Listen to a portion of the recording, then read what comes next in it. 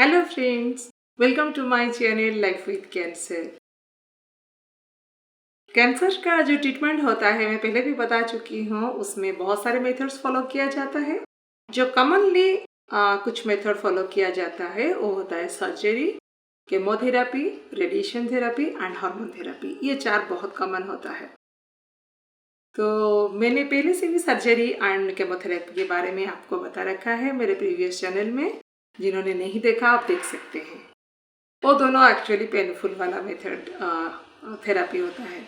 तो ये वाला जो है आज मैं बताने जा रही हूँ वो है रेडिएशन थेरेपी।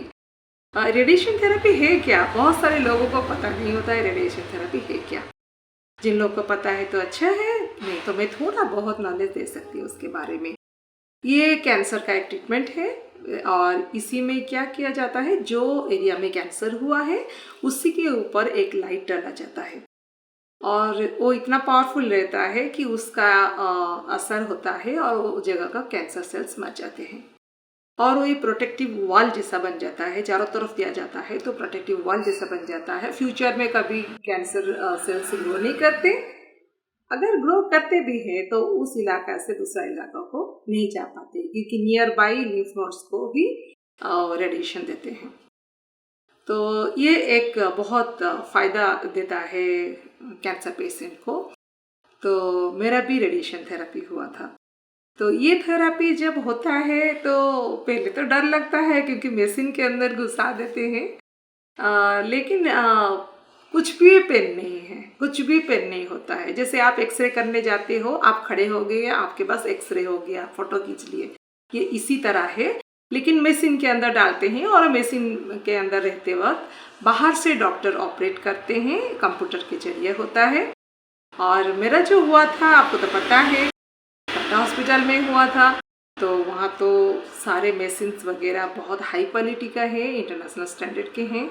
तो बहुत अच्छे से मेरा रेडिएशन थेरेपी हो गया और मुझे डॉक्टर बोले थे आपको 10 लगेंगे, तो ईच साइड में 5 रेडिएशन।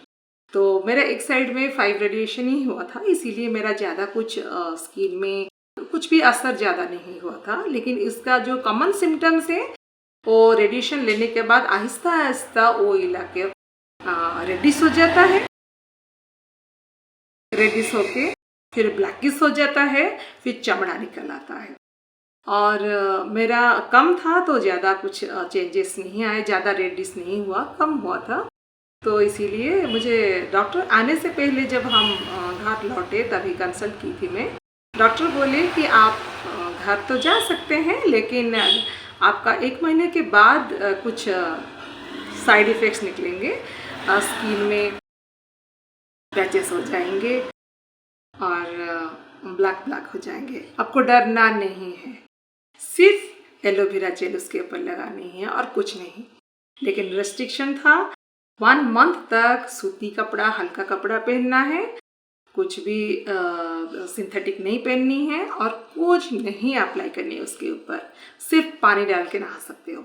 नो सोप नहीं, टैल्कम पाउडर नहीं, मॉइस्चराइजर नहीं, क्रीम लोशन वगैरह कुछ भी नहीं डाल सकते हो, कहीं कुछ भी नहीं अप्लाई कर सकते हो।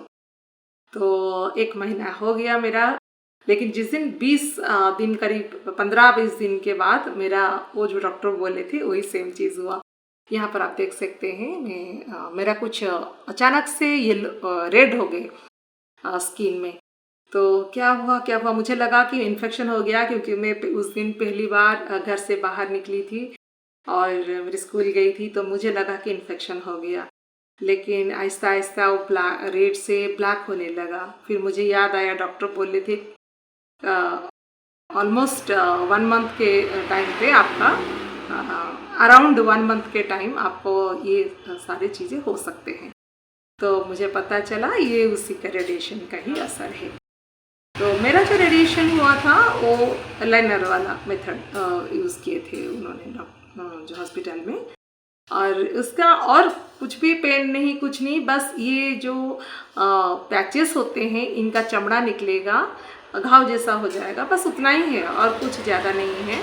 क्योंकि आजकल तो इतना केयरफुली दिया जाता है रेडिएशन, जैसे कि कोई अदर ऑर्गन्स जैसे अफेक्टेड ना हो उसके तरफ बहुत ध्यान देते हैं। नहीं तो ब्रेस्ट कैंसर पेशेंट का जो यहाँ पर रेडिएशन होता है तो डर रहता है कि लंग्स को ना कुछ अफेक्ट हो, हमारा जो रीप को कुछ ये ना हो, तो बहुत सारे हार्ट भी है तो हार्ट को कुछ ना हो, तो इसीलिए बहुत होशियारी से देते हैं। और मेरा भी बहुत केयरफुल डॉक्टर ने किया और अभी मैं ठीक हूँ।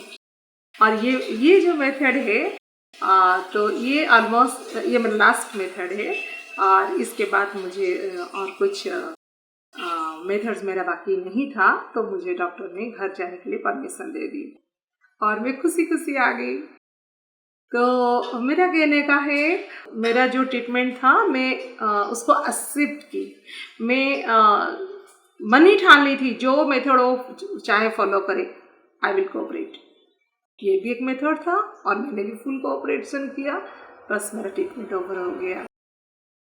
अभी टाइम है कि मैं खुद का केयर लूँ, कि जैसे कि यहाँ पर कुछ डस्ट कुछ धूल वगैरह ना गिरे, इसलिए साफ़ सुथरा रहना है, ज़्यादा एक्सपोज नहीं होनी है, ये सब चीज़ थोड़ा फॉलो करना है, नहीं तो और कुछ नहीं है। तो आप भी अपना ख्याल रखिएगा।